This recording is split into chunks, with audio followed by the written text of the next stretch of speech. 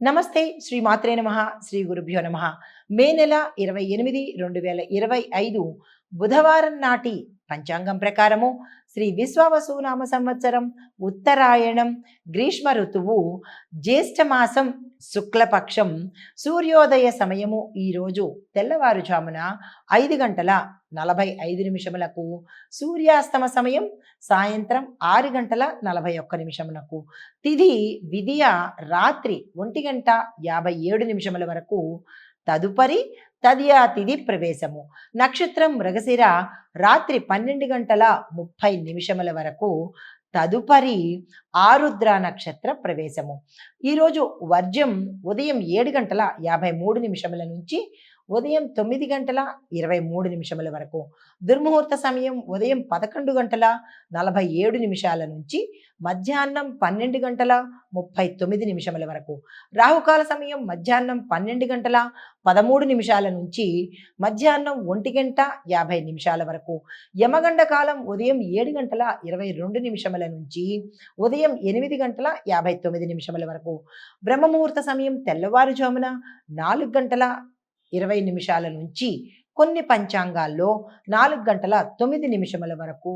బ్రహ్మముహూర్త సమయము ఉదయం అనగా తెల్లవారుజామున 4:09 నుండి తెల్లవారి 4:57 వరకు. అమృత గడియలు సాయంత్రం 4:31 నుంచి సాయంత్రం 5:58 వరకు. ఈరోజు అభిజిత్ ముహూర్తం లేదు. తదుపరి రాశి మకర రాశి. ఈ రాశిలో ఉండేవారు ఆరోగ్యం మీద తప్పనిసరిగా శ్రద్ధ పెట్టండి. కార్యాలయంలో అంటే మీరు పనిచేసే విభాగాల్లో కొంత ఒత్తిడిని ఎదుర్కోవాల్సిన పరిస్థితి గోచరిస్తోంది.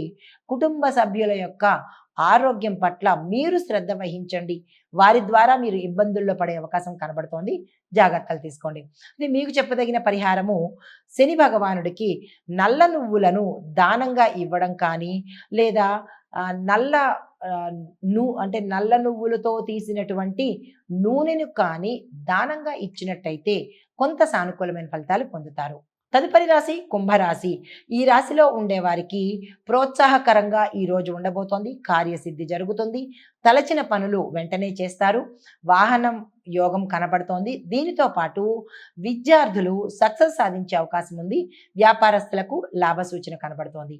ఇది మీకు చెప్పదగిన పరిహారము శివుడుకు బిల్వ పత్రాలను అంటే బిల్వ దళాలు, మారేడు దళాలు వీటిని ఆలయంలో సమర్పించి మీ పేరిట పూజ చేయించుకున్నట్టయితే మీకు తెలియకుండా ఏమైనా గ్రహదోషాలు ఉండి ఉంటే కనుక అవి తొలగిపోయే అవకాశం గోచరిస్తుంది.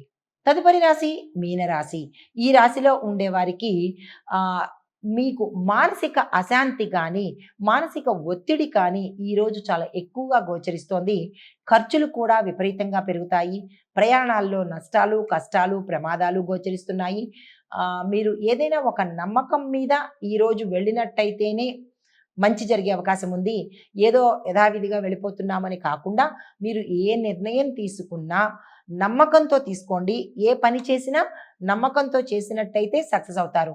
లేదు ఈరోజు నేను ఏది చెయ్యను, నాకు వద్దు అని అనుకుంటే కనుక అలా స్తబ్దుగా ఊరుకోండి. ఈరోజు ఎటువంటి ప్రయత్నాలు ఏ రంగంలో ఉన్నవాళ్ళు చెయ్యకండి. ఇది మీకు చెప్పదగిన పరిహారము గురు సంబంధిత ఆలయాలు దర్శించండి. పసుపుని దానంగా ఇచ్చుకున్నట్టయితే సానుకూలమైన ఫలితాలు పొందే అవకాశం గోచరిస్తోంది. ఇది మేషాది ద్వాదశ రాశుల వారికి చెప్పదగిన గ్రహస్థితులు, పరిహారాలు, సూచనలు. నమస్తే.